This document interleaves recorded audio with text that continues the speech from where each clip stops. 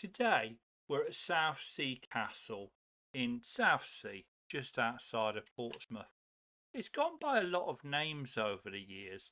It's founded in 1544 on what was then Portsea Island by Henry VIII, and it was part of the King's device programme. So he built it to protect against invasion from France and the Holy Roman Empire. And much as we saw at Upnor Castle recently, when you have a strategically important naval asset, it needs to be protected. Well, there's little more important than the Solent and Portsmouth, which to this day is the main port of the Royal Navy. It's not as grandiose as Camber Castle, which we visited recently. It's a rather austere square block keep surrounded by two rectangular gun platforms to the east and west, and two angled bastions in the front and the rear. And it was built, apparently, to King Henry VIII's design. I'm a little suspicious of how much drawing Henry VIII did between his banqueting and his wives, but he certainly built a powerful infrastructure to protect the south coast from invasion. It's a good example of what was called the Trace Italienne. It's sometimes called the Star Fort, which is kind of a cousin of this type of fort, as we were coming to an era where gunpowder had made traditional castles worthless, and what you really needed was somewhere very strong that could resist cannonballs and could provide fields of fire. And when we go inside, you'll see how the cannons could be rotated across a field of fire to create interlocking fields of fire.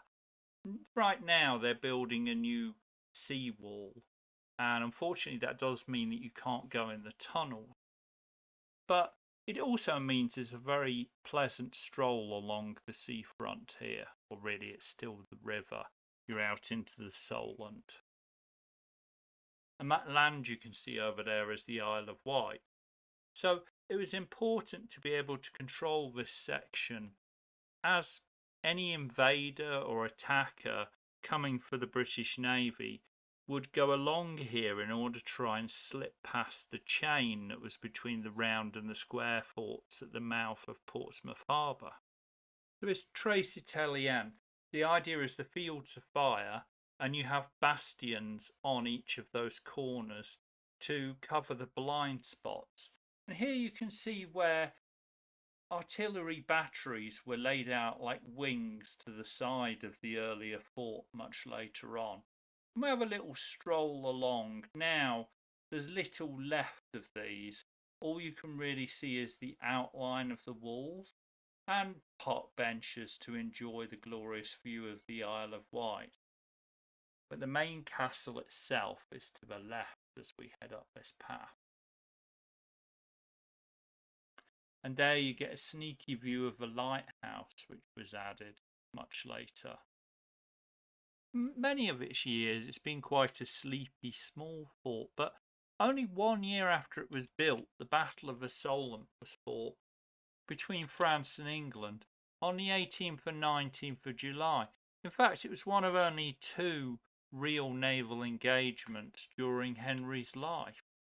But he built a lot of forts along the south coast, many of which were adopted and transformed by later generations. We'll only take a little stroll along these walls of these embankments, because really we want to get onto the castle. You get a feeling for how the battlements were laid out. And there was a whole artillery battery along here. Although this engagement between the English and French is largely forgotten, it's when the Mary Rose sank, and that's probably what it's most famous for. But it stopped an invasion fleet of 30,000 French soldiers and 200 ships, much larger than the Spanish Armada later on. And the English had 12,000 soldiers and 80 ships, so in some ways balanced. But in terms of naval power, England still hadn't reached its ascendancy over the rest of the European powers. And just important as the Hearts of Oak, the British ships that made up the British fleet and later Royal Navy, it was the land batteries and emplacements and castles which ensured that Britain was able to build its naval power. And really, one of the first of these is this rather unassuming castle in a small suburb of Portsmouth. Because not only is it one of the oldest, but it's also a castle that actually fought a real battle to defend Portsmouth and helped to repulse the invasion of the Isle of Wight. Long after Henry VIII and the Tudor period, it again came to prominence briefly at the start of the English Civil War because it was stormed by parliamentary forces who wanted to seize control of Portsmouth. And then the castle was expanded in the 1680s by Sir Bernard de Gaume. And they're not really used. Nothing really happened for a long time. Portsmouth wasn't attacked. And it was redesigned again in 1814, and that's when you see most of the current shape with the revised moat and new artillery fortifications along either flank. They were built in the 1850s and 60s. It was actually used as a military prison in the 1840s. By the time the First World War came around, it was still useful. There were still fears of an invasion, but never happened. And when the Second World War came around, well, the fortifications had actually been stood down.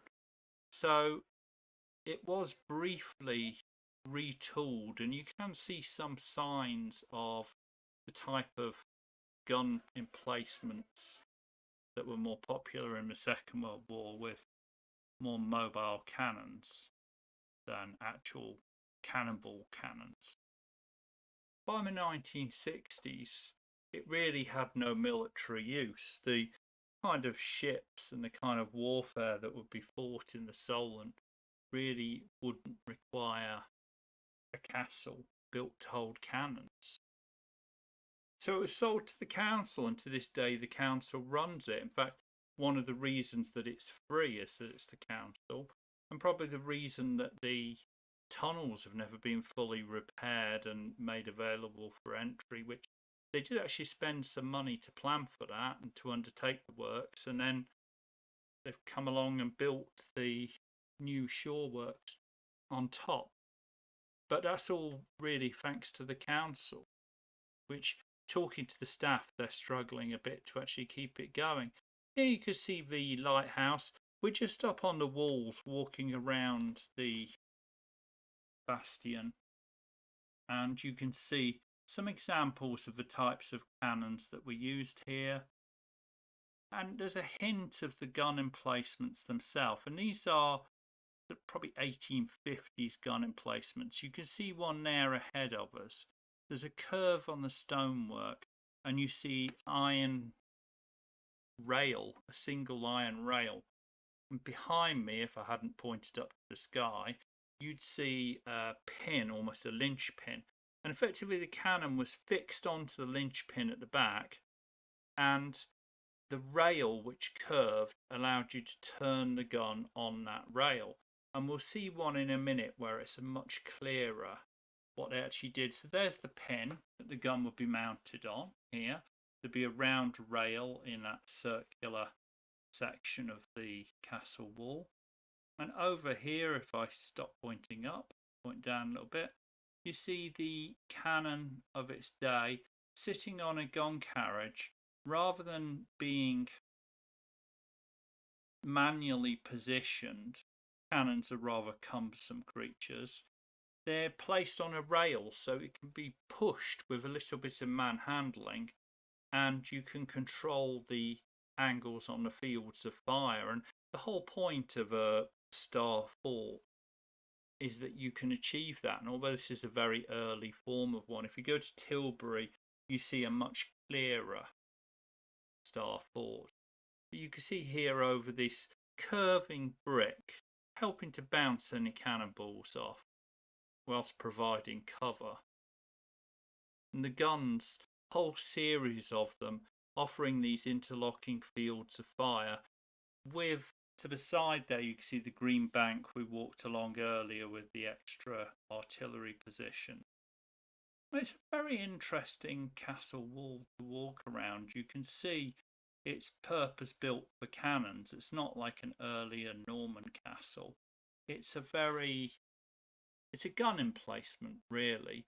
There is a keep in the centre, but it's very small. Apparently it was actually used for soldiers to be based right through until the Second World War, but it's not really large enough to be of any use. You can't even put a battalion in here. It's really just enough space for a few gunners who control these guns. But a pretty effective, well positioned and well designed fort in use with the overall structure the same 400 years after it was designed. So it clearly was a sensible design and kept Portsmouth safe all those years. So we're making our way inside now. Inside the keep, there's a small but very interesting museum, quite well explains the history of the fort, and takes up 2 floors, although really it's on the, you could call it the ground floor here as you head up. There's a mannequin of Henry VIII. There's a beautiful little model of the fort, and there's a lot of signage that explains the history, the position, the decision as to why it was here, and why it was a useful position, really, and some of the overall history. They've got here some links from the Great Chain. So this chain was run across the harbour, and it could be lowered and raised. So when it was raised, it was difficult to put a boat over it because you've got just wooden hull, quite simple boats. Here's a bored cannon. It's a very early example of a hexagonally bored cannon that produces a longer range because of the higher muzzle velocity, but also a much more accurate shot. You can see it's more anti-personnel than anti-ship, but a very accurate gun. Explanation of the 400 years of the history, really, and how it was used, when it was used, the Battle of the Solent. There's a good explanation of some of the Mary Rose, which you can visit in Portsmouth. We didn't have an opportunity this day, but I'm sure we'll be back to have a look in the coming month. King Henry, instantly recognisable with his ginger beard, and a painting of the Solent, really, showing you the different positions. And here's the model. It's a lovely model of how the fort was when it first started, and it's changed a little bit since then, but the overall core design is unchanged. It's just been elaborated upon and expanded. Here there's a mortar. Mortars were shorter cannons used for firing vertically or much steeper, so that the cannonball would go over and could land behind an obstacle. But 2 beautiful little mortars there, the grandfathers of the mortars that are used today, along with a cannon crew explaining how a cannon would have looked and been used in Tudor times. And then brief history of First World War, Second World War, when a castle was sold in the 1960s and it was substantially renovated and really brought back to about the 1840s. So they didn't lose history, but they did clean it up a little bit.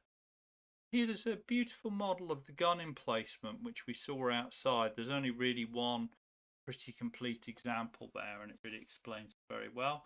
There's part of the old lighthouse from the original lighthouse that was built on the site, and from when they excavated and done archaeological investigations out in the Solent, they've found these various pieces of ammunition, really, shells and cannonballs, grape shot, and they're displayed there in a cabinet.